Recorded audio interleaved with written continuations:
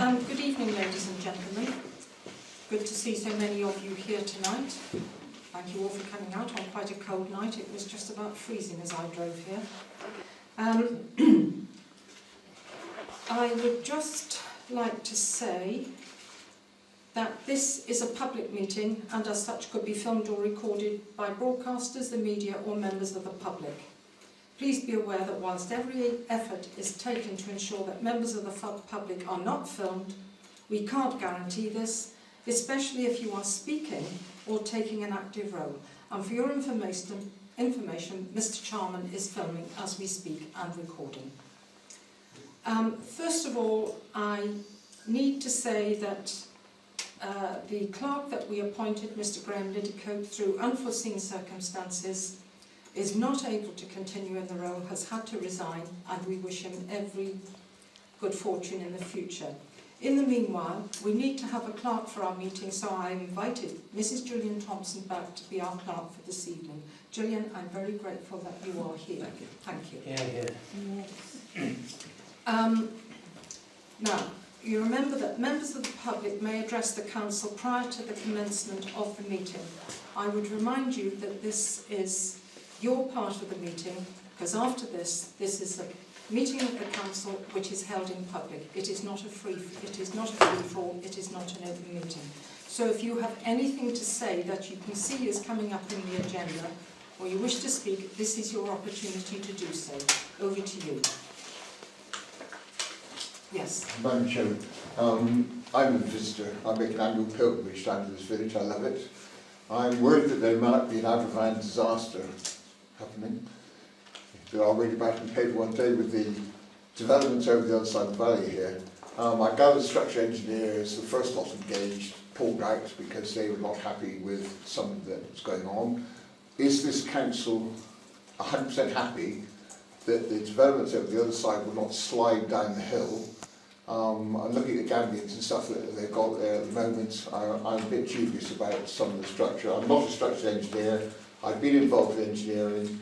Are you 100% happy, Madam Chairman, that the development over there is 100% safe and that the insurers who are giving insurance to structural engineers are not just going to do a runner if there's a major disaster? Thank you. Could I have, first of all, could I ask your name, please? My name is Chris Norman and I come from Somerset.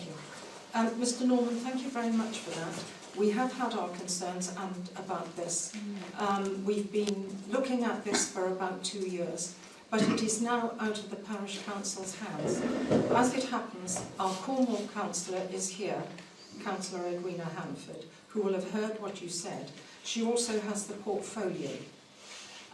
She is the portfolio holder, so I'm going to ask whether that we pass that on to you, please, to take back to Cornwall Council. Can I speak? Yes, you can, please. There's two issues here, and thank you very much. Yes, I mean, none of us are experts in this, and we have to rely on experts to advise us on it. The two issues are the planning permission, which they have, that can't be revoked. That is a planning permission. Okay. Then the other side of it is building regulations, so building regs. So that's checking whether the development has been is being developed in line with the approved permission. Now, building regulations can be a function of the council, or they can be anybody else. It's something that is not. It's open to competition, and the particular applicant has chosen to use a private company and not the council. So it's quite difficult for me as an individual to be able to get the information I've liked, and we all know we had a very extensive meeting with Mr. Gardner at the time of the planning application, and we did raise the fact that we thought that communications perhaps hadn't been as good as they could be, and some promises were made, and I haven't spoken to him since. I've sent at least 3 emails to him asking him for reassurances, for perhaps some information that could put people like yours and mine mind at rest. But he doesn't have to, so he's not going to. So it's very difficult to deal with a an applicant and a developer who doesn't want to engage. What I will do is I will go back to structures within Cornwall Council, and I will say that this was raised at the parish council meeting, and that could they, in the interest of public safety, come and have a look and inspect. But that would be from a dangerous structures perspective, not from building regulations, which is a private company. Does building structure include the foundations? Well, a dangerous structure. So Yeah. if you had concerns So about a subsidence. wall out here, No. even you didn't own it, it was nothing to do with you. No. For public safety, we could ask to look to say, is that structure I dangerous? understand that. Would they also look at possible subsidence, which is this? Well, they'd have to look at what they could only see what they could see.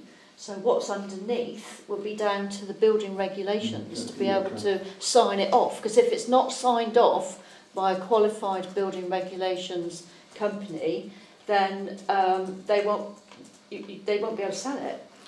Can I just say that there is a safeguard here that building control oversee, where it's a private building, you know, basically at the end of the day the council's liable. No, it's not. It is, because building control have to check all the mathematics. Yes, I've been involved Initially, sorry to contradict you. But they have to before they sign it off. No, they don't. They signed it off at the planning and that's been done.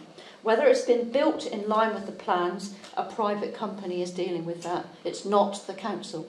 Yeah, but could I ask you why then the parish council put planning conditions on our approval, county council put planning conditions on their consent, but neither one of those have been met What or are you answered referring to? to the site up there. I think county council put two Specifically? planning conditions on What the site specifically? to do with We drawings. asked them to find bedrock, didn't we?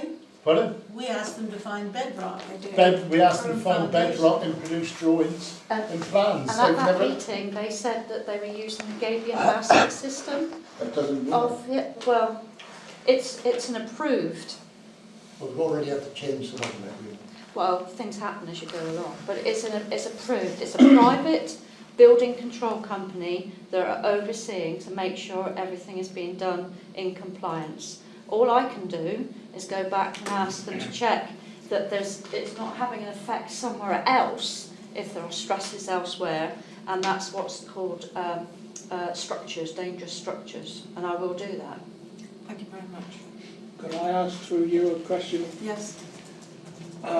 If Cornwall Council are doing building regulations, no, I said if they are, it is a public record Yes. and the public can ask questions and get the information.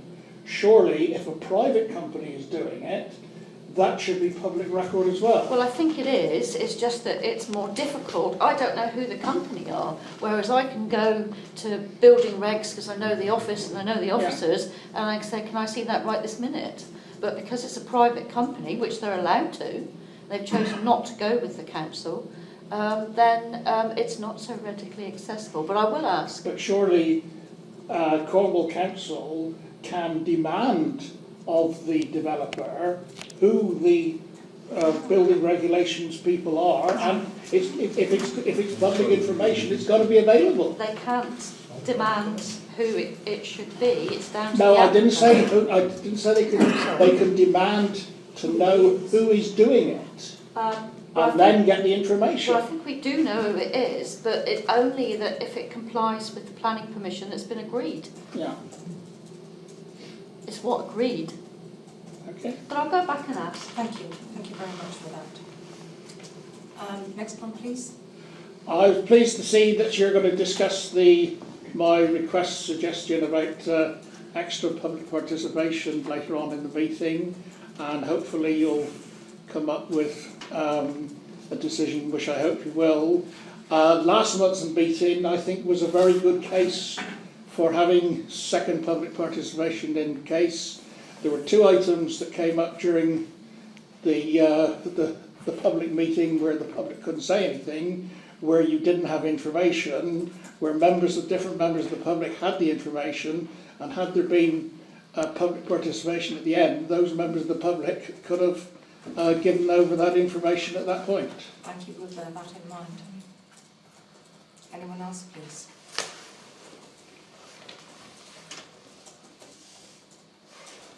Nobody else? We haven't heard from PCSO Dave Evans, have we? No. Councillor Hannaford, could I ask you for your report, please? Thank you, Chairman. Good evening. Okay. Bournemouth Council's budget and business plan goes to full council tomorrow. This is crunch day, really. Been leading up to this for several months. There's no doubt that residents will see changes to services as a result of these cuts, which will have to help you and the public manage. We have gone early with the budget so we can start to make those savings early.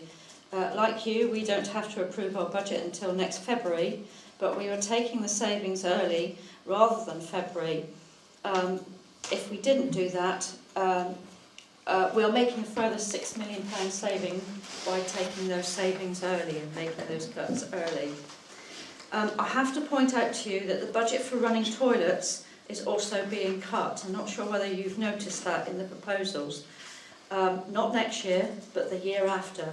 So it really is imperative that we find a resolution to the key toilets, as they are so important to the economic and social viability of the village, and I'm willing to play, I want to play my part in making that happen. I hope councillors enjoyed their planning conference last week, and I hope that you put your feedback in, because we want to learn from that, and I'm hoping that that format will be followed for future training and we can cover other topics that are important to you. Very final reminder in the last 4 days about the repair and renewal grant, and I did go back and check to see whether the wall was eligible, and it's not. I think using the term repair and renewal grant, which wasn't set by the council but by the Environment Agency, is a misnomer, because it doesn't repair and it doesn't renew. What it does, what it does do is it should have been called property protection. So it's there to make your property more resilient. Storm boards, pumps, tanking, that sort of thing. So that's not particularly good news. The deadline for that is this Saturday. So if you do know of anybody in the village that hasn't claimed, there's still time to, and it's up to £5,000. And a quite straightforward application. I have forwarded, and you'll see this when the report gets printed out, about a new minibus grant, which is something I thought you might, the village might be quite interested in. A new fund for minibuses to support community transport operators in rural and isolated areas has been announced. Transport Secretary Patrick McLaughlin has announced that hundreds of vital community groups from across the country will receive additional support. 2.5 million has been made available to provide hundreds of new minibuses to community transport operators in rural and isolated areas. The scheme will support voluntary organisations as provide vital services for people in rural areas with limited transport choices. New funds mean that organisations that already provide a service to the community can bid for a minibus. Small operators and those who help out in rural areas will be favoured in the scheme. This might be something that Lanteglos might be interested in. Does that include a repair of the minibus you already have? I don't know. Yeah, there's a link there that you can have a look at, but I thought that was quite tailor-made I for... know the step is broken and Yeah. some people can't use it because of that. Well, it's something for you to look at that caught my eye, and I thought that looked quite interesting. Can I intervene there? I mean, thanks for that very much. I'll pass it on to the bus committee, who actually are meeting tonight. Brilliant. So they will, I hope, through their treasurer, follow it up and see whether we can benefit from it. Excellent. Hall Terrace in Badinnick. I have forwarded a letter and a quotation from Cornwall Housing regarding the parking issues outside. The delay, we met there back at the end of the summer, and it's all about delineating the parking spaces. The delay has been because most residents are not tenants, and the terms of their deeds, when they exercise their right to buy, says they should contribute to the parking as this is an asset to their property.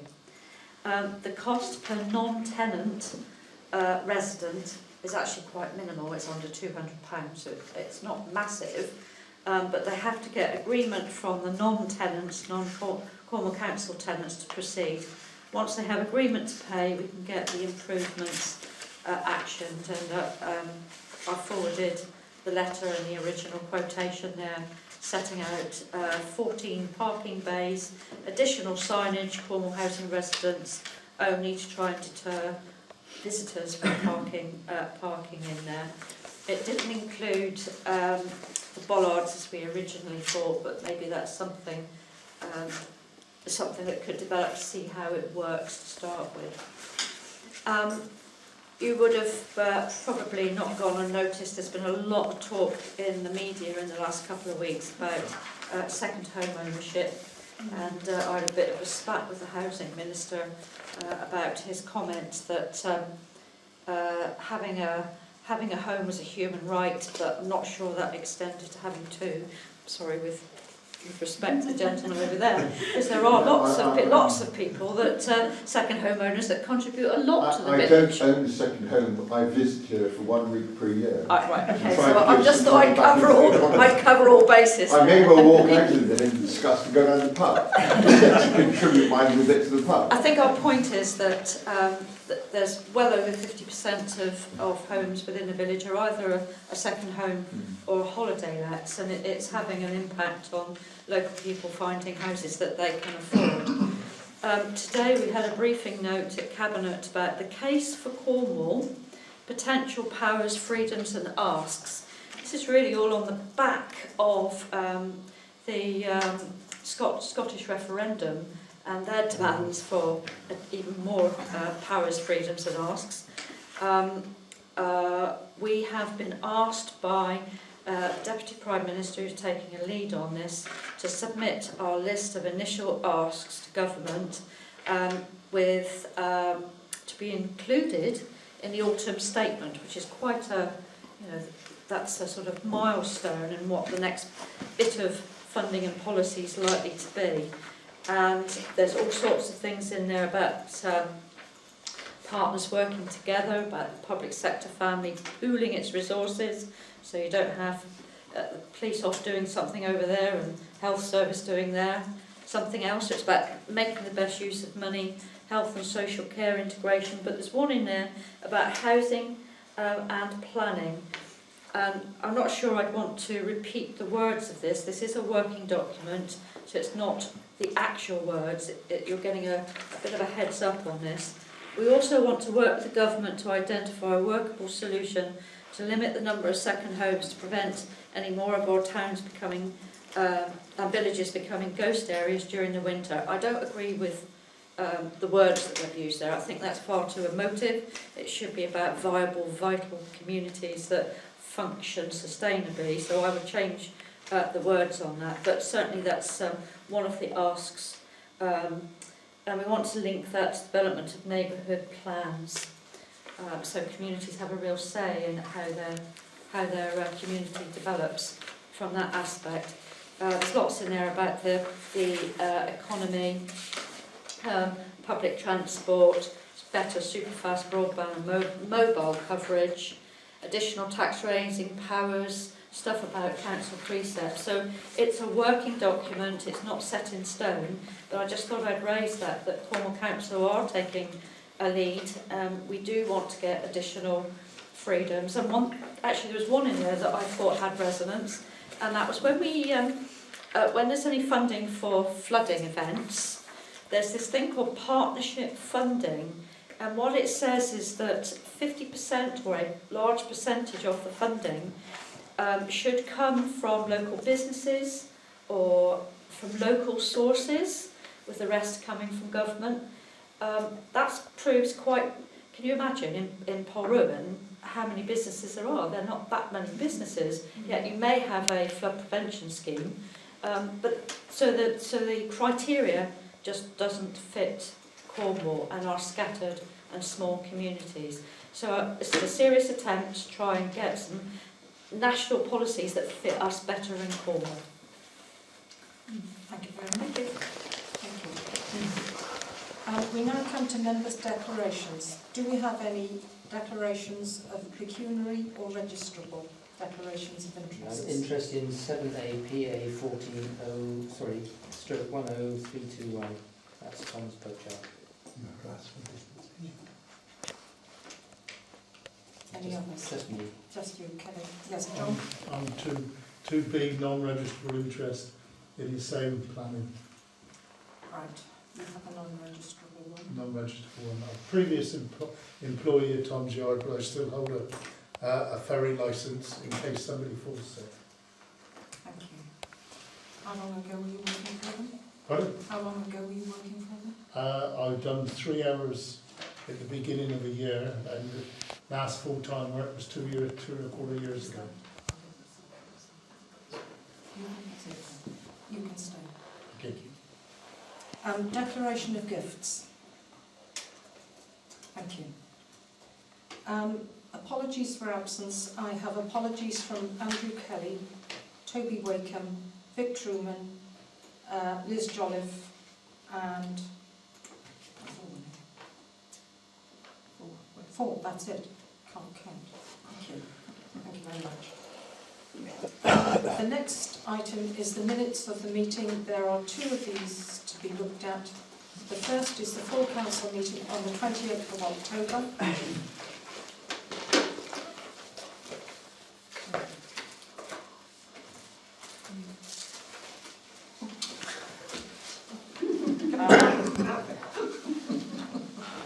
I would like to take these as read. Has everybody had a chance to read them, check them and inwardly digest them? Yes. Thank you. Is it your wish that I should sign these as a true record? Adrian and John. Thank you.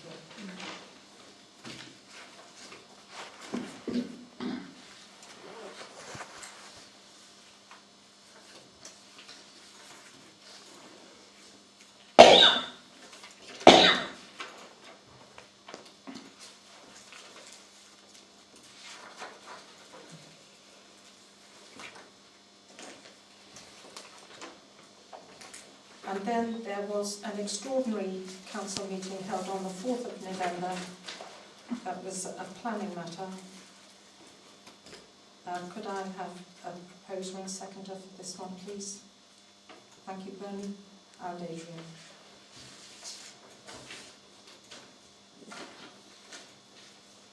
Thank you.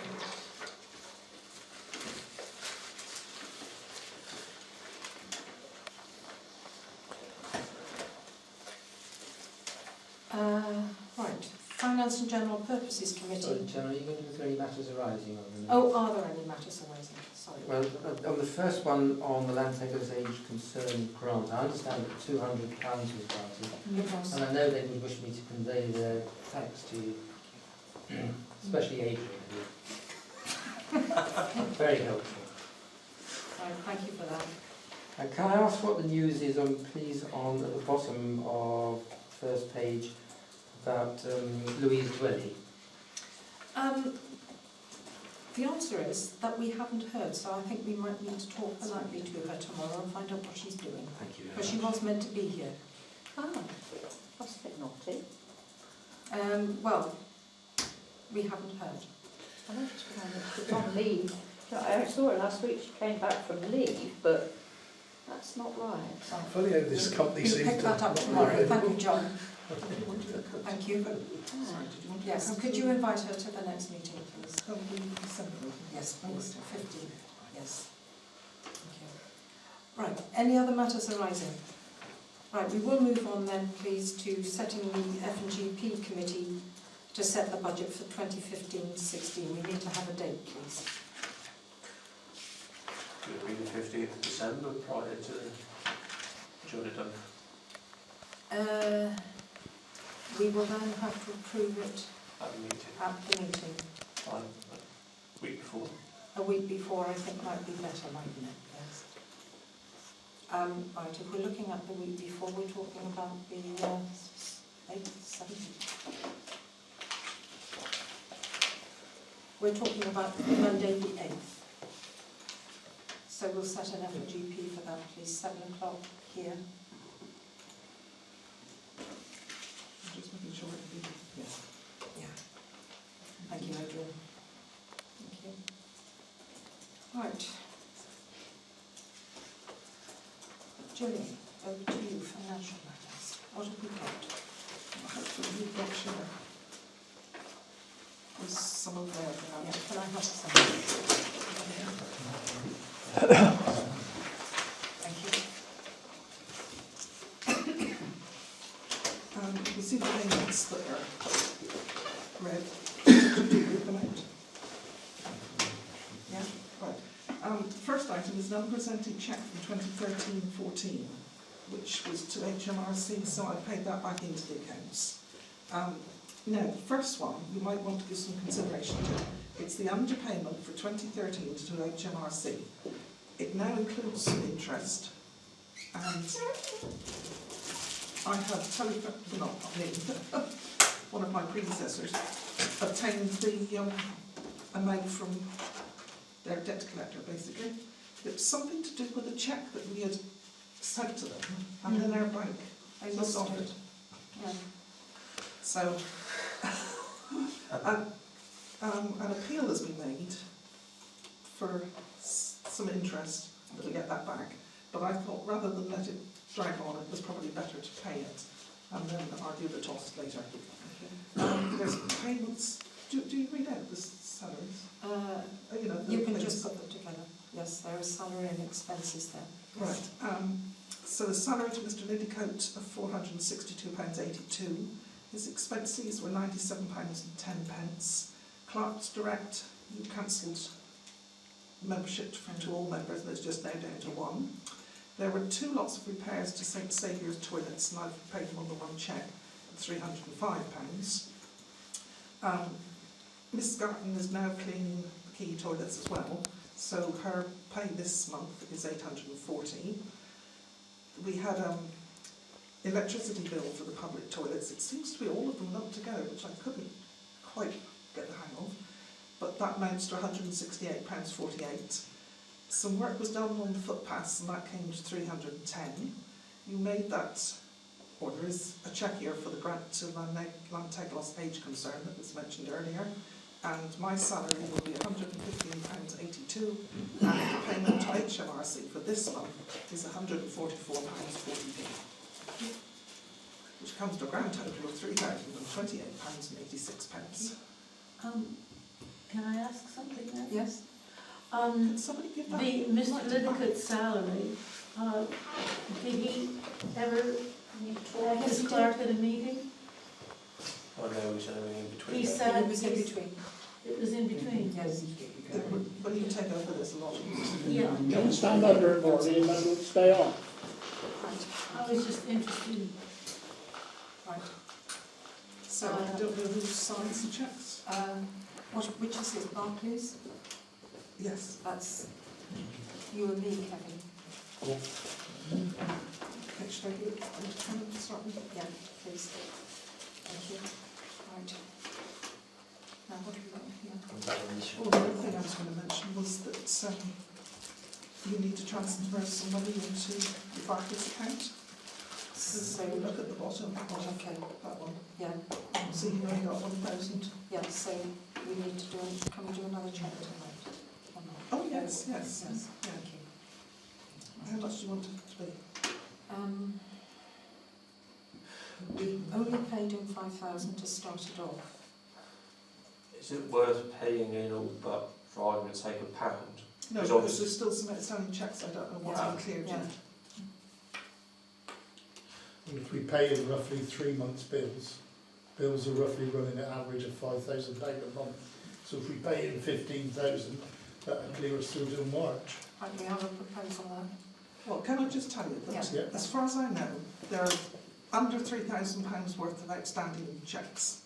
You've got £23,900 in that bank account, so you could transfer 20,000 and then just mop up the Because obviously we need to keep hold of Santander with the nonsense with that HMRC check that we did. Oh, yes.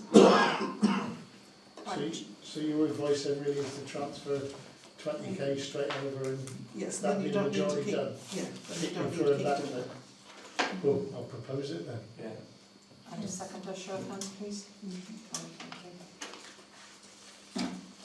Right.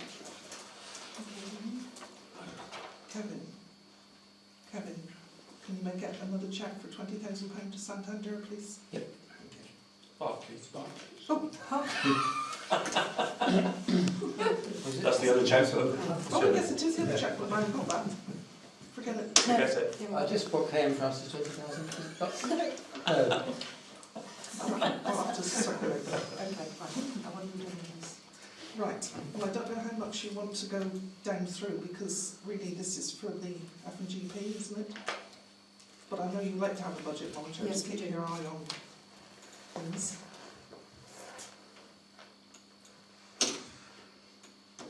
It's my first attempt, so it might not be 100% accurate.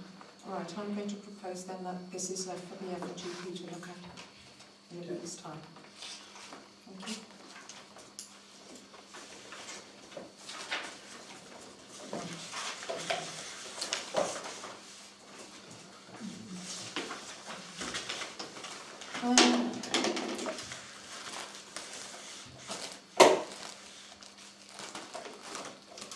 Right, we're now coming to planning. Appointment to the town. Sorry, beg your pardon. Right, last year we appointed, this is Abrahams, Yes, Ken Abrahams. Mr. Ken Abrahams. We need a proposal, please, for the engagement of an auditor for the year ended March 2015. I think we could renew the arrangement with Mr Abrahams, couldn't we? I have confirmed that he's willing to do it, and I did Yeah. ask him for the letter of appointment that he spoke about, and he's returned a contract saying that that would suffice. Oh, So if you okay. sign that, I'll let Yeah. him have. So you proposed it, did we have a seconder? Yeah. Yeah, and everybody happy with that? Yes. Thank you.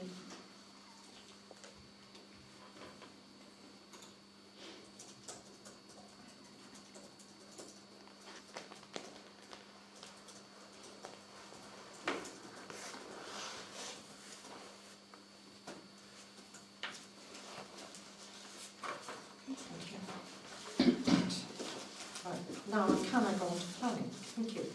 I have to ask Kevin to leave, please. We will remember to get you back in. Can you go in the kitchen where it's slightly warmer than outside? As long as it doesn't have this ear to the keyhole. All right.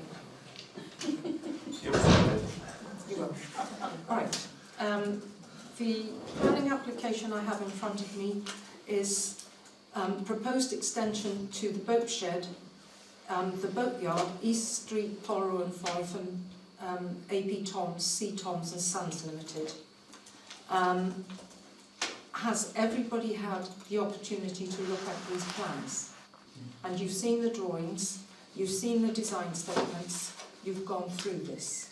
Thank you. Would anybody like to lead on this one, please? Well, Yes. looking at that application, I don't think we have any alternative but to pass it, because it is the only industry in the village. By allowing it to expand, will provide a lot more jobs.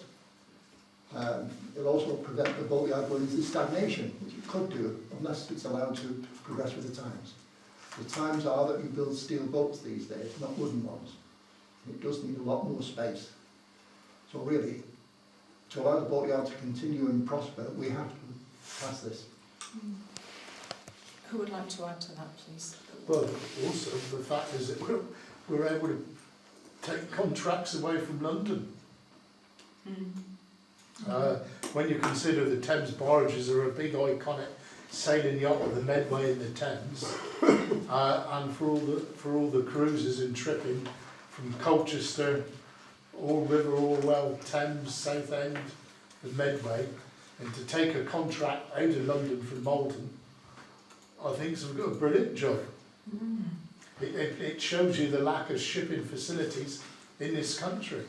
In fact, the shipping repair facilities are that sad that if a beamer like the Admiral Grenville, which didn't come up the boatyard, it would have to go to Holland to be slipped out the water.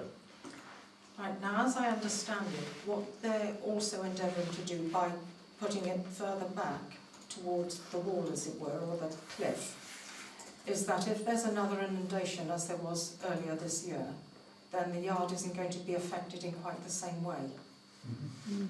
So that makes sense, I think, from making it a more viable proposition. But so it makes sense that to build the boat like they did last time, they had to raise the shed roof. Well, that takes time away from actually building the boat, so that they have the facilities to just get on and do. Yeah.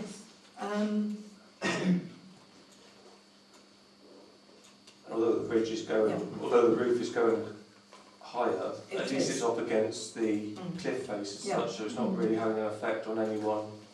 Yeah, this is one of the things that's said here. By putting it where it's indicated, they've minimised any impact on properties overlooking the site from East Street. So it's trying as far as possible, as you can do with anything as big as that, to tuck it out of the way.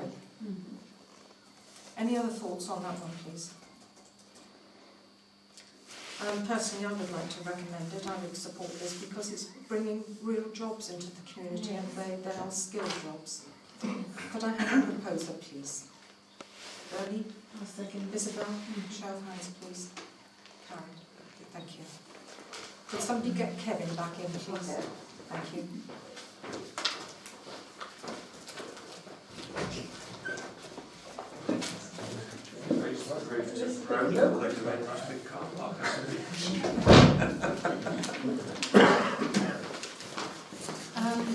Kevin, can I ask you now to pick up on 1 Bars Close, please? Yes. Because we've got it back. It is. This is for a relative. If you remember, we considered it at the last meeting and recommended it for approval, subject to being, well, the officers, the relevant planning officers, being satisfied that the environmental conditions and the AONB bits and pieces were all properly satisfied. We felt that we couldn't object to it. I understand there's been a sort of a slight amendment which I think probably improves the application, in as much as they now want to propose, or they're now proposing to install panels to prevent overlooking. So it's a relatively small amendment which probably improves the application, and I would have thought we would probably want to continue to recommend approval of it. Any comments? If it's an improvement, Yes. and we've already supported it. That's it, it's not taking away from what we've already No, supported. no, So. no. No. Sounds all right. Right, proposer, please. Adrian, Bernie. Show of hands, thank you very much. Right. Do we have any approvals? No. Or any refusals? No. Are there any other planning matters? Right, thank you very much. Right, the next one is in response to a written request from Mr. Hill, where he asked whether we would reconsider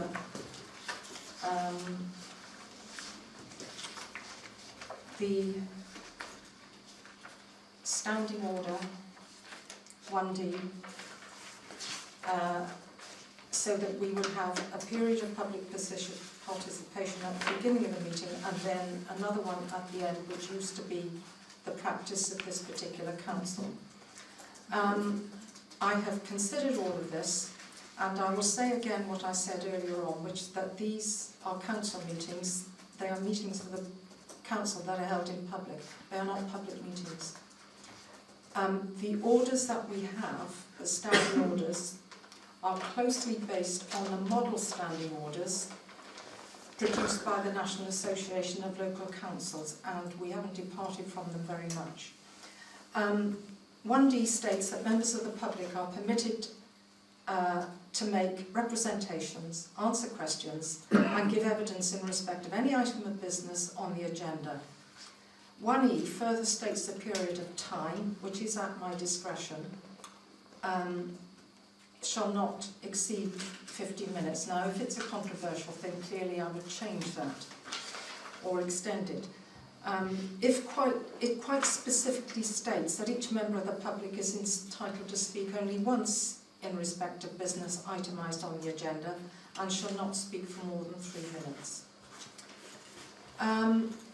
Since we adopted that in May this year, the practice of holding one session of public participation has been standard. It is common practice in our neighbouring councils and in the wider county.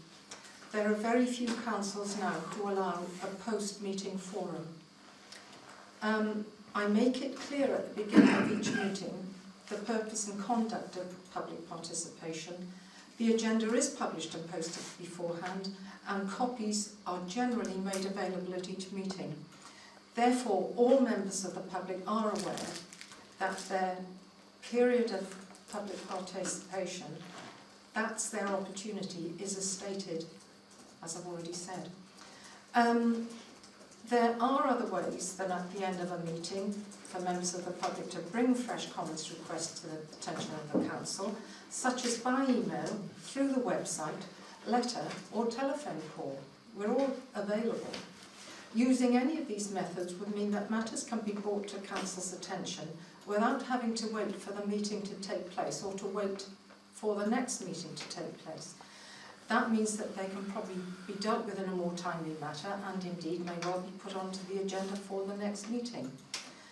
My recommendation is that we don't make a change and that we continue the practice of having a single period of public participation at the beginning of the meeting.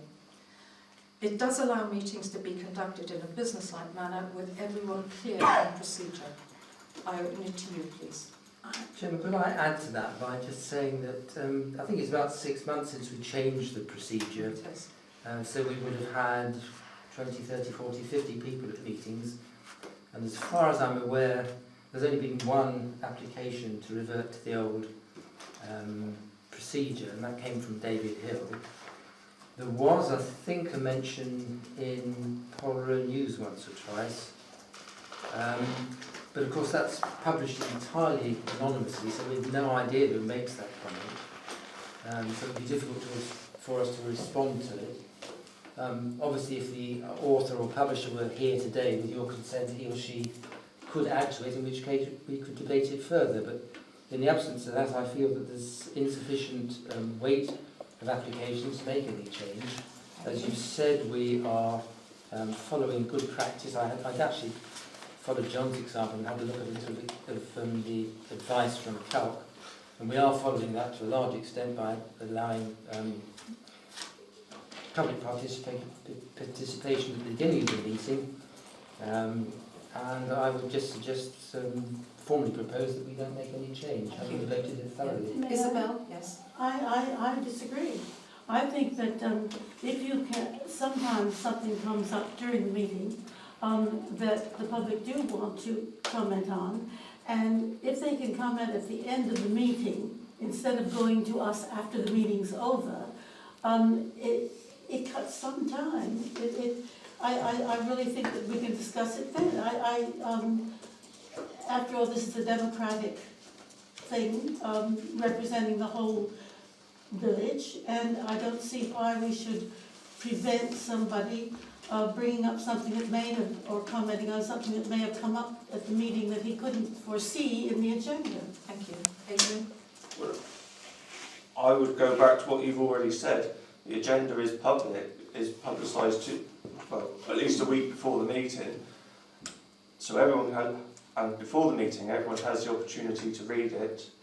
So if they think that we need to know something, tell us before the meeting, and we can discuss it properly, rather than wait till the end and say, oh, well, actually, if you knew this, you may have said something different. So tell us before a meeting, and then it saves all the nonsense and propaganda that goes after. It doesn't take account of our discussion during the meeting, which no one can foresee.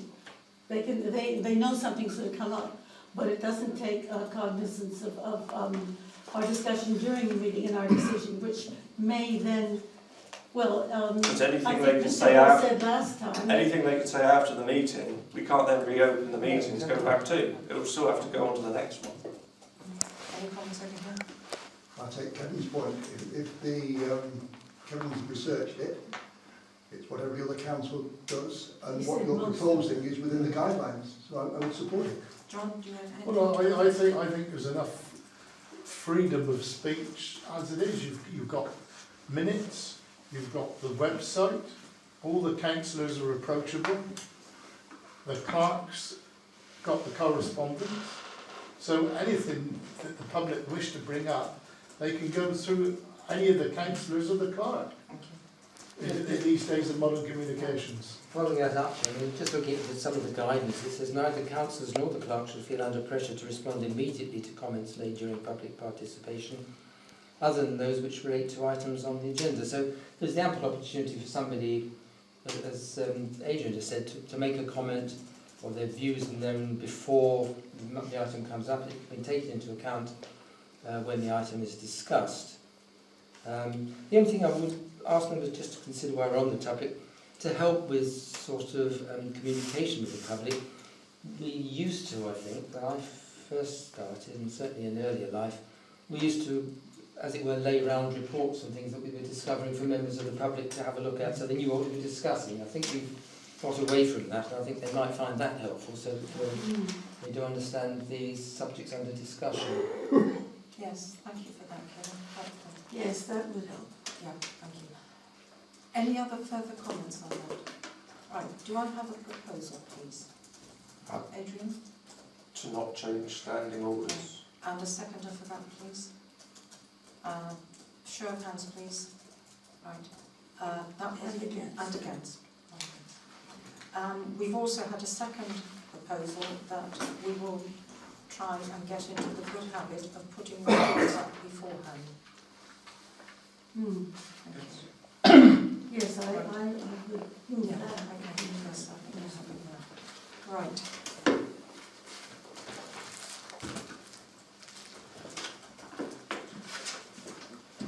Right, we're now going on to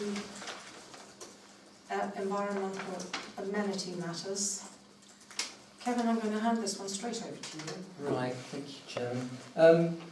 Members, I hope will have read their emails, because as far as I've understood it, over the last, months, we've been arguing about ownership of the toilets, whether they belong to the National Trust, the Town Trust, or the Cornwall Council, or South West Water, and nobody seems to be, as far as I can ascertain, able to agree or volunteer in any information.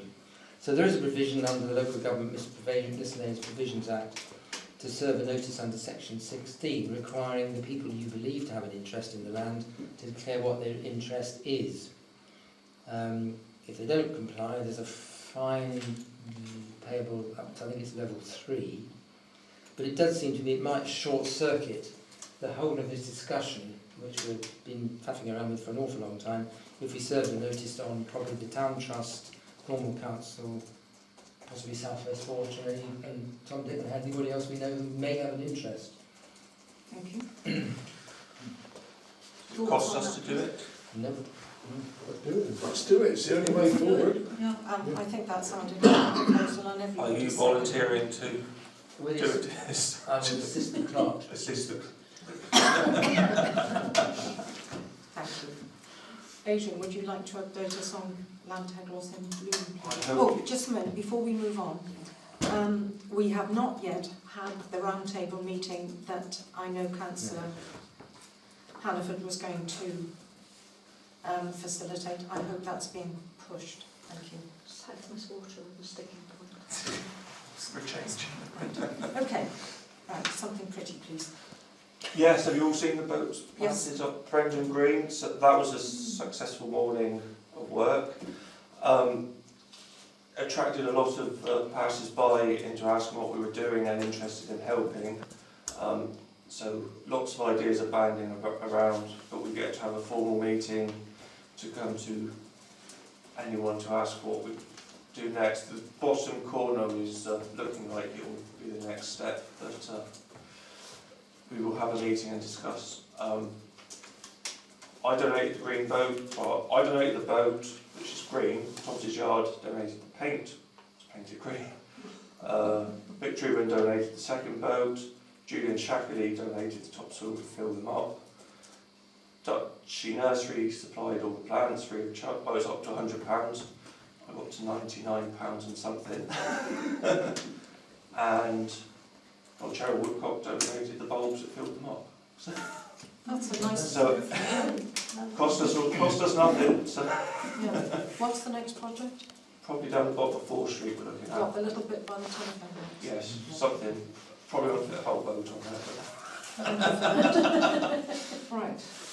Chairman, yes, could I endorse that? I Yes. hope Adrian won't rest on his laurels or his rhododendrons, whatever they are, because I think it has been a success. The only point is that the second boat, the orange and white one, does need painting. It's a bit sore at the moment. Are you arranging for somebody to do it? I think your beloved, I think your beloved wanted to do I it. think she volunteered, but I think she's waiting to know if it's okay for her to do so. If it turns green, You don't mind? I don't mind, but it's up to everyone else to agree. We'll have a meeting shortly. I'll arrange Right. once things have calmed down a bit. Thank you. Right. Thank you for that. We're now moving on to the War Memorial Committee and Remembrance Sunday.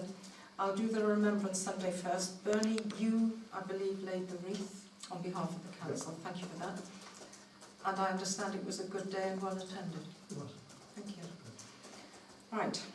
Now, the questionnaire. I have the provisional results from the questionnaire, and these will be published in the parish magazine. 83 parishioners responded. Of those who replied to, do you know the current location of the war memorial? 81 did, 2 didn't. Do you think the memorial should be improved in its current location? 64 said yes, 14 no, 5 just left that blank. Do you think the memorial should be moved to a more publicly visible location? 13 said yes, 67 no, 3 gave a different answer. I have no record of what those different answers were.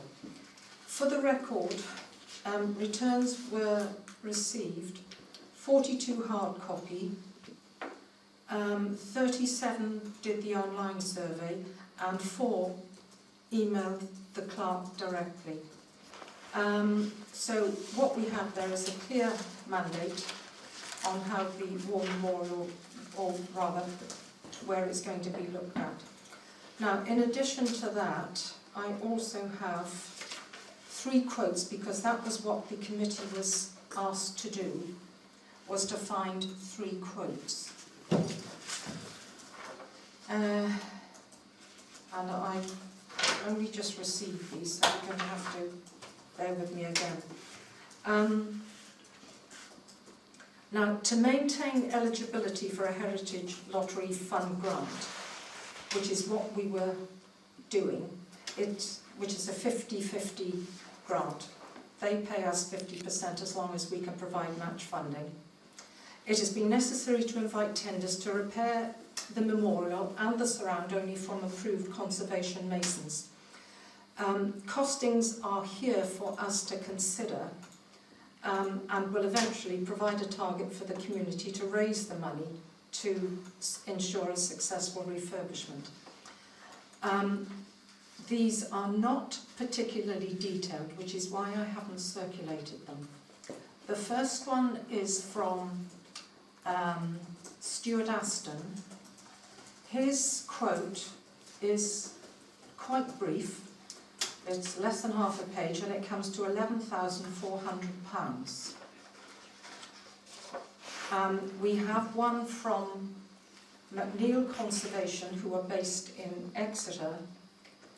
Theirs comes to £6,750, but these sums are all provisional. They haven't looked at it properly. They haven't, there's a lot more detail that we would need to look at this. We have one from, where's it gone? Heritage Cornwall. Now I need to tell you about these. These are based in, I can't even find their address at the moment. Oh, Walker Lines, Bodmin. This, on the face of it, from Bill Gladwell, looks the most expensive, and the reason for that is that it is a desktop quote and it lacks detail. This company has a very good reputation, and what the War Memorial Committee is asking is whether we would invite Mr. Gladwell back to a site meeting to provide a more detailed quotation. It's their view that it would come down much more closely to the one provided by Stuart Aston. What is it? No numbers. Oh yeah, I can give you the numbers. It's a blanket between 14 and 16,000. That is totally unreasonable, but it's Yeah, no detail. there is, you know, that isn't a quote. Yeah. You know, it's just half a page. That isn't what it is. So I think if we wanted to consider him with his reputation and all the rest of it, we'd need to get him back to a site meeting and look at it properly. I think looking at those quotes, you've got to say, do we actually need English Heritage grants? Because when the church and Graham Tyson sent off for a quote 3 years ago to repair the War Memorial to what they're stating, the quote was £4,000. Now, if we go for Heritage Lottery, they're up to £11,000. We've got to fund half, so you're down to £6,000. So these heritage people in these grants, to me, they're just overpricing themselves. They're just jobs for the boys. Adrian. Whereas local contractors could probably do the job for 4.5. The advice from the War Memorial Committee is that we look at conservation of people who are used to working with conservation projects. Going back to John mentioning Graham Tyson, that quote was through the approved contractor that the church uses. So perhaps that might be a different way to look. Obviously the church, it might even be that bottling company for all we know, that the church used. But And in fact, in the Western Morning News last week, they were doing up war memorials, and there's a group themselves, they call themselves the Holy Mowers, maintaining a churchyard in Cornwall, and they themselves applied for a grant of £750 and done the war memorial themselves, refurbishment. So to me, all these heritage people just price themselves out the market. Have you discussed this at the War Memorial Committee? Not yet, no, because the full quotes haven't come through. Right, so what are you saying to me? I would say the War Memorial Committee should really sit down and look at hard facts. Refer to the War Memorial Committee. Yes, I think then what we're saying is that these have to be referred back to the War Memorial Committee. That's Is it, that they what I need to, said? really, they need to get the 3 people to go and look at it. Give a Two proper- of them did. No, Well, one of them did. well, that's it. The bloke you would imagine one Yeah. from Bobbin should have gone and looked as he was the closest. Yeah. Whereas the others dropped the line. See, I think we should engage local contractors to get a price range, because 12,000 seems way out of what normal builders would charge. It's The because biggest it's problem, conservation. the biggest problem with War Memorial is that as the War Memorial sunk, was the concrete lifted? Because whoever's the bottom name is, you can't They really can't read. tell, and this is like this on the survey that was done, until they've lifted that tarmac that's there, it's impossible to tell what's... I think Make Bernie them got tip. the right advice. Look at it. Well, it needs, looking at it, it is slightly tilted. But that wouldn't be difficult to, with hydraulic jacks, to put it back in the upright position and put some form concrete under it to stabilise it. That would be the first thing to do. The surrounding sill and that small path that goes around it, that has moved. But it wouldn't be a big job to replace that completely. No. Right, so what am I hearing from you? Kevin, did you want to come in, by the way? No, not really on this one. No.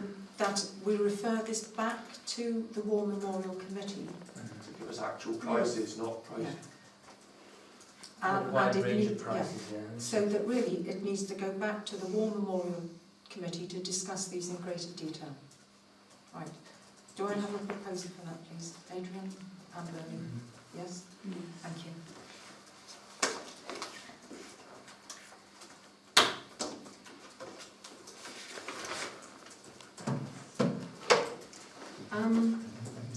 There's a next item we're moving on is to the key lighting. What do we know about the key lighting? Absolutely nothing. I've sent a reminder, my predecessors have sent several reminders, and we have no response whatsoever. They did, that's a technical lie, they did come back and say that they would look into it. That was only this week. Oh, that was this week. But this is all tied up with South West Water again, isn't it? Yes, South West Water I've been asked, well, I've only asked once, but the others about several times. Can that get tied up in this? You see, because South West Water, do they actually own that end of the quay?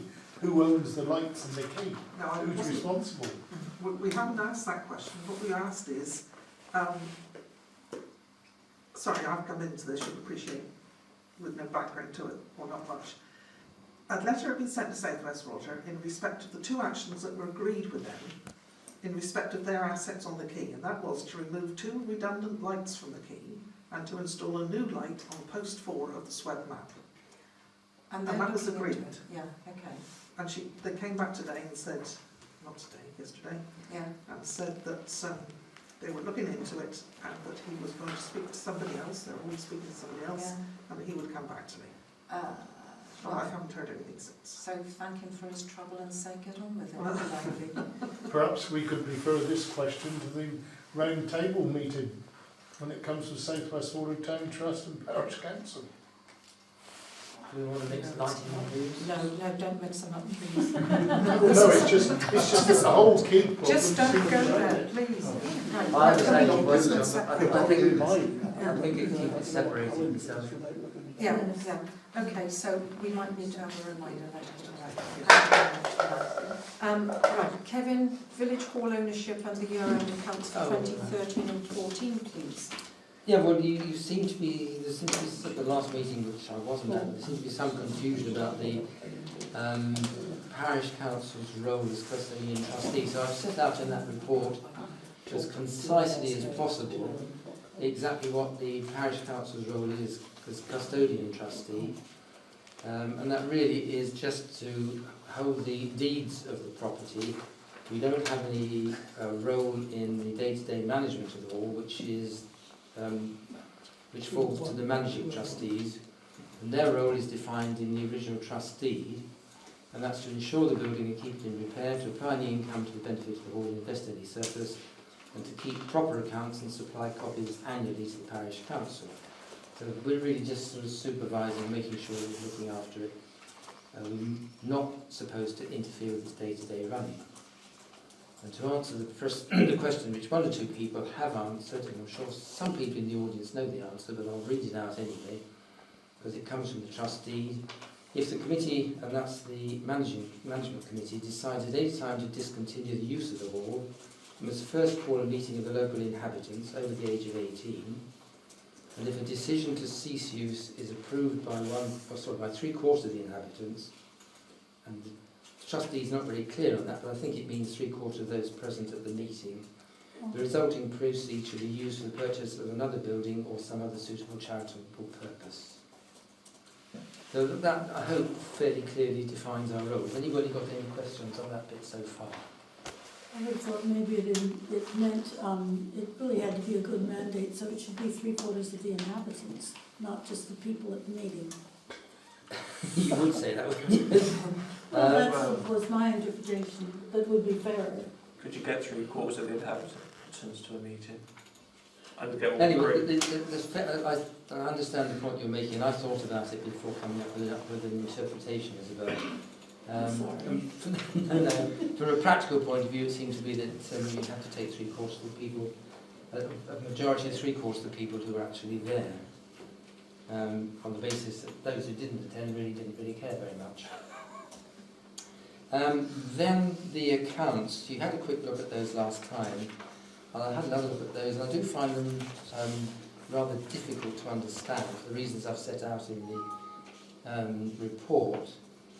Basically, that the figures for 2013, which were approved, from an accounting point of view, can't be altered for this year. They are a set figure, and yet the accounts that we've got actually show in 2 or 3 cases they have been altered. So the figures for last year and the figures for this year simply don't correlate. I'm not saying there's anything wrong, anything of particular concern. It's just that the accounts in format that they're presented are very difficult to understand. Now, maybe that the charity commissioners, who are the ultimate arbiters of this, will accept and say, yes, we're perfectly happy with it. But since the purpose of the trust deed is to enable us to see them and understand them, if we can't understand them, then you may feel that you'd like to go back to the committee and ask them to represent them or explain where those discrepancies are. That's a matter for you. Do you want to deal with that bit at this point? Does anybody have a look at the accounts? I don't understand it either. You don't? No, I don't.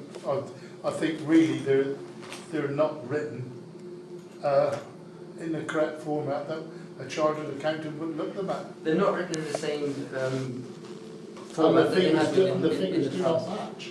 No, they don't. I mean, I think the final figures do, but the intermediate figures on profit and loss and repairs, they're very hard to reconcile between the two. And there isn't actually a statement of accounts either at the end, which there ought to be, showing unpaid checks and debtors, which normally there has been. So if you're happy with that... And really, we should insist on those accounts come every year, not 2 years later. Well, there's an obligation. They have been produced every year, as far as I can see. Yeah, but we can have one set till a year later. Right. Well, we can perhaps mention that when we go back and say they ought to be produced without a reminder. And then the other point is, that I had a look at, was the appointment of the independent examiner. I've set out in there the criteria which the independent examiner ought to meet. That's an independent person who is reasonably believed by the trustees to have the requisite ability and practical experience to carry out a competent examination of the accounts. As I've said, that used to be done by Ian Wilson, but he was moving out, so they had an extraordinary meeting and appointed Keith Charman. Now, for the 3 reasons I've set out in that report, you may feel that there are reasons to doubt whether Mr. Charman is in fact independent within the definition of the Act. I don't know whether the committee considered it. There's no evidence that they did. There's nothing in the minutes to say they wondered about it. And again, you may feel that it would be appropriate to go back to them and say, was this a wise appointment? If you had any doubts, did you go back to the charity commissioners, which you are able to do under section 145 of the Act, and check his status as an independent examiner? So members to consider having read the report.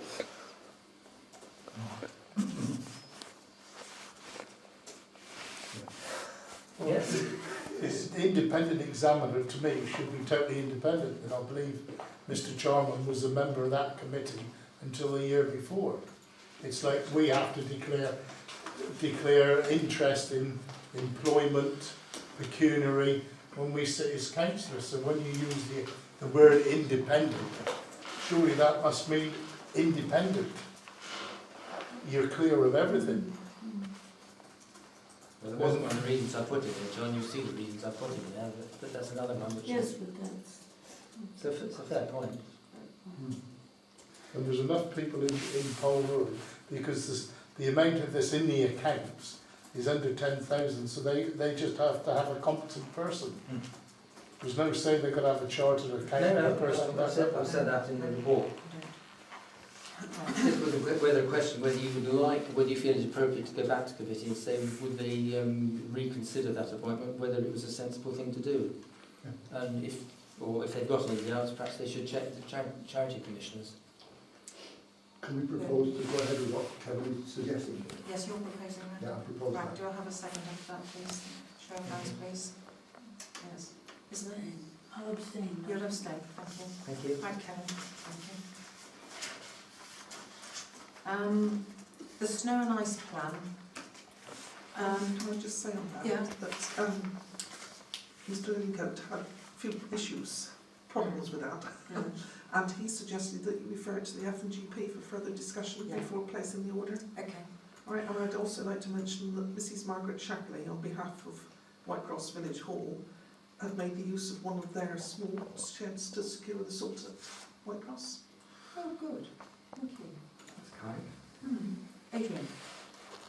Well, before it's deferred back to F&GP, and given, I know we've only had one frost so far this year, and that was this morning, would it not be wise to get an order?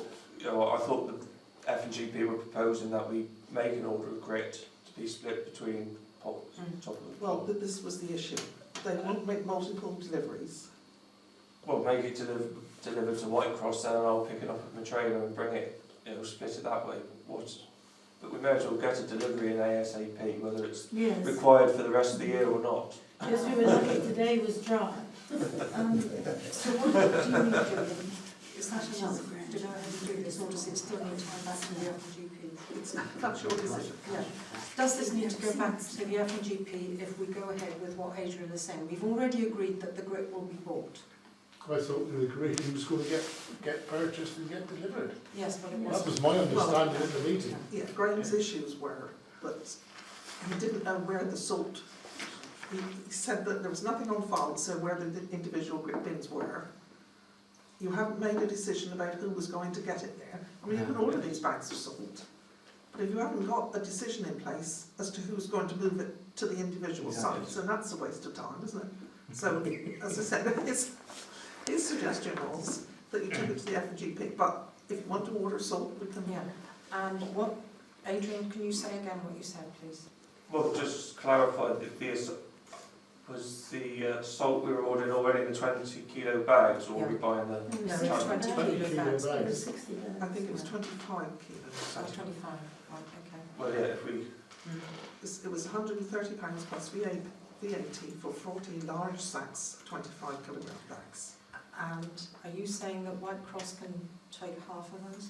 I don't know how much. Well, that's what we were doing, half Whitecross, half Bow Run. And the other half will come here, Yes, courtesy of your trailer? that's not a problem, yes.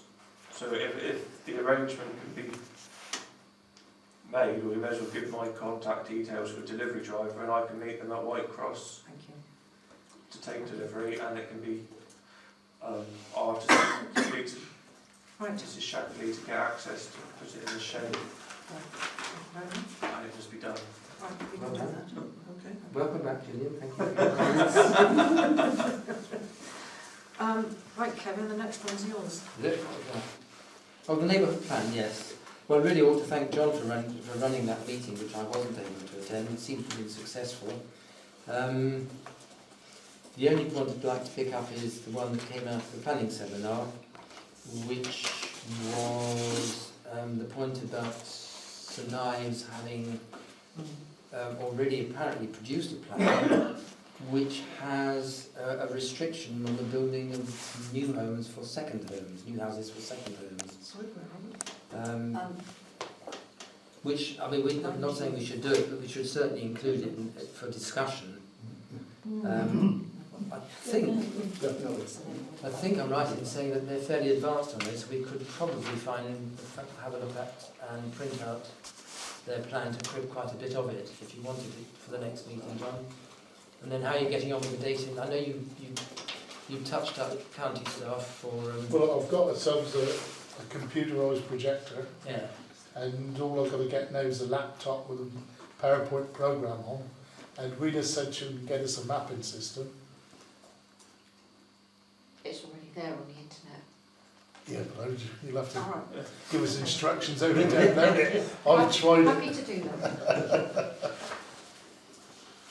but The other thing we need is a date because we are a bit behind. I've got the full set of maps from the National Trust of the parish, and I just need a projector now just to see how well the maps will expand on a computerised projector. I'm very happy to help you out with it. We need to try and sort out a date for these things as well, because we're getting a bit behind. Right, you give us a date and I'll have to I've got a projector. projector. Oh, you've got a projector. Oh, lovely. Right, so are you thinking before Christmas? You were thinking. I would think January would be a better time. You said the time was of the essence, Kevin, is the... It's not of the essence, we are getting behind. If we try and do it before Christmas, I should be in the divorce court, so... Okay, right, New Year. Okay. Thank you. Right, can I leave it with you two to come up with a date Yeah. between you, please, and thank you for that.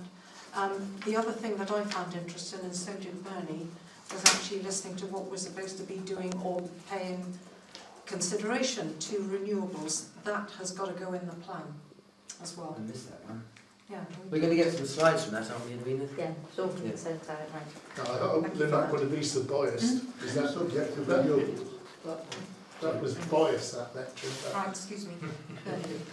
You watched the morning news this morning, it was an absolutely horrible photograph. Some rather nice properties with three damn great big wind turbines Yeah, quite close to them. yeah. We've got So, to card ourselves, we've got to card it in. It's something else that needs to be. Have you seen the solar panels on the way to Castle Door? Yes. They're in the hedge, they're not covering the field at all. I object to covering agricultural land, but these are in the hedge. Right, okay, so And farm that's, buildings. we're going on with that. Right, now the last one is the telephone box. We have been offered the telephone box at Badinick for £1. Now you'll have seen what White Cross Hall has done with the one that was at White Cross. Do we want to buy the telephone box for £1? Because I've got to tell them by the 1st of December, and then we'll think about what we do with it. Rude not to. Hmm? Rude not to. We would- Somebody might try and build on that.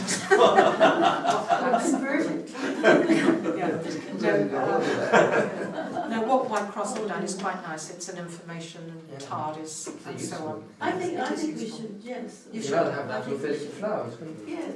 Oh, yes.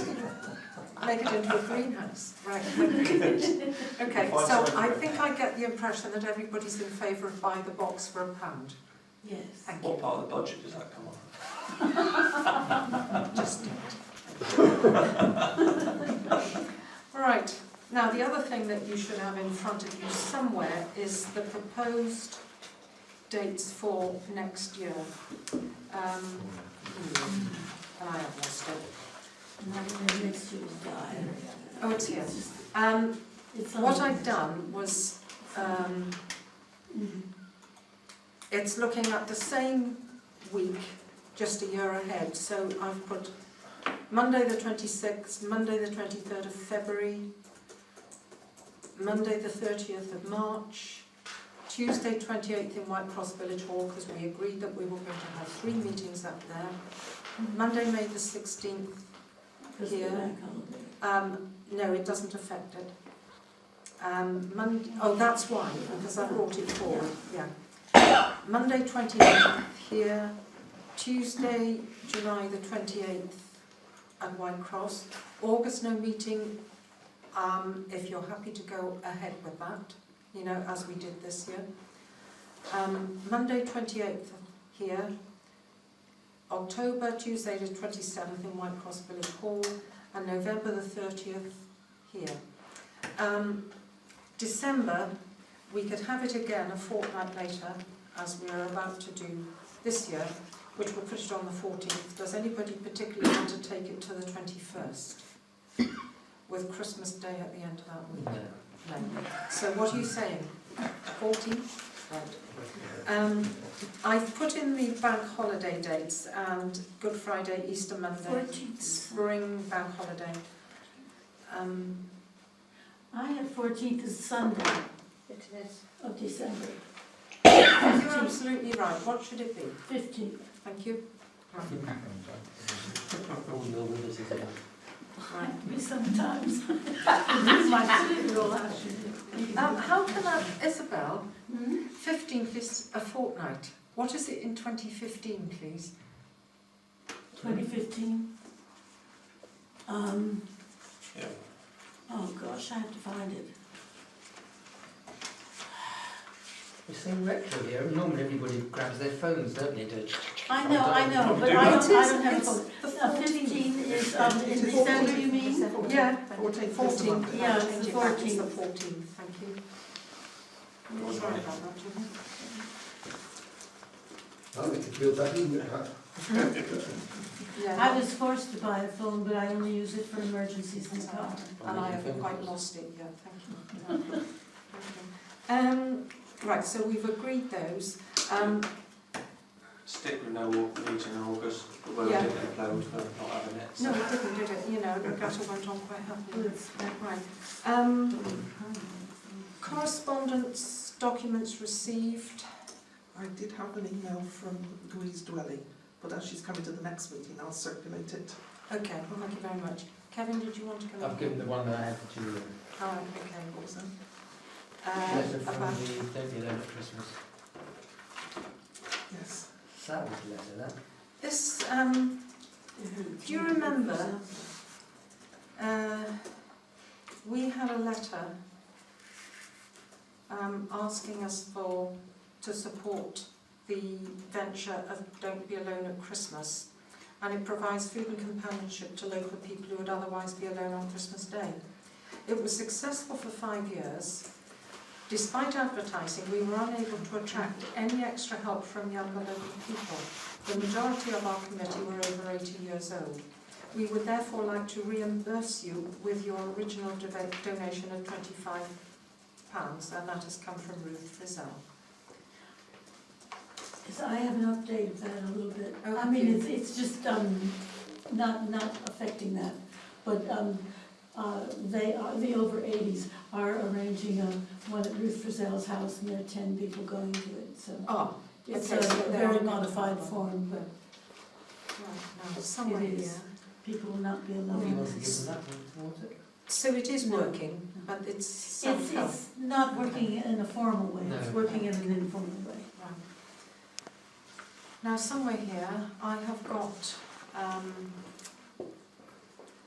a letter, a request from John Nuttall-Smith, the Parish Magazine. Last year, he printed, about halfway through the year, he said, you no longer have to pay. Now, what he's now done is written to us. It published the Chairman's report since June and the planning notices as an integral part of each issue, replacing the separate insert arrangement. Now, the cost of the insert was £690 for 6 issues, which merely covered the cost of printing and inserting by Pegasus printers.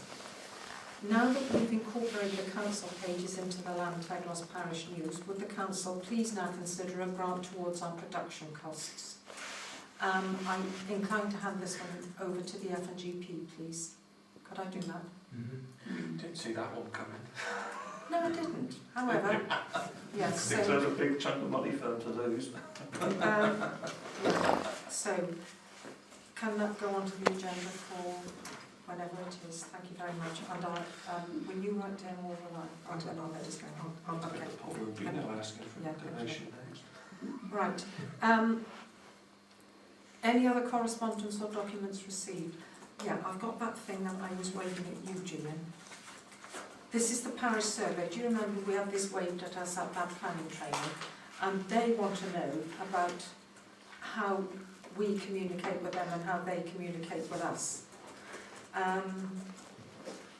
Because one of the issues that was raised by planners generally was that they know they're not as good at communication as they might be. So this is fairly straightforward to do. Who shall I give it to? Morley. No. Kevin, can I give it to Yeah. you, please? Thank you. Right, thank you. We're now going on to item 12, which is information only and future agenda items. What have we got here, please? Information? There was a suggestion circulating from Bernie, I think, that you hold a mini planning law seminar. I don't really want that for consideration on a future agenda. Yeah. Yes. Okay, thank you. Any others? Kevin, have you got one? Presumably got South West Water and the lights. Yeah, that's in. Yes. Might fall off the agenda one day, that one. That might fall off the agenda one day. Right.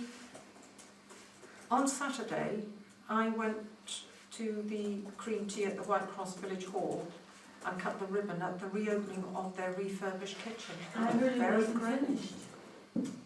Oh, it is. Oh, it is? Yeah. We Well, I have read a proper couple of tea. days ahead that it wasn't finished, so everything was on the stage. No, it's finished, it's all on the walls, the floor's done, the tile's done, and it's looking very good. They've got plans now, because they've got this amazing 200 pasty warmer oven and then a great double oven that sits wired. By the time you get all of that on and the water boiler, they're likely to blow all the wires outside.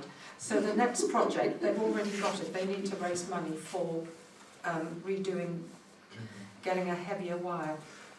So that would be with Generator. Southwestern Power.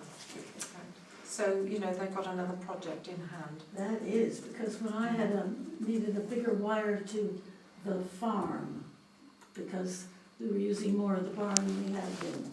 It was something like £13,000 to get them even to come. Theirs wasn't going to be quite as much as that. They know what they're aiming for, so that's more raising money. Right. I think then that brings us to the end of the meeting. We are now going into closed session. In view of the confidential nature of the business about to be transacted, concerning a freedom of information request and staff matters, it is advisable in the public interest that the press and public be excluded and they are instructed to withdraw. I would like to thank you for your attendance and hope to see you in a fortnight's time. Thank you very much.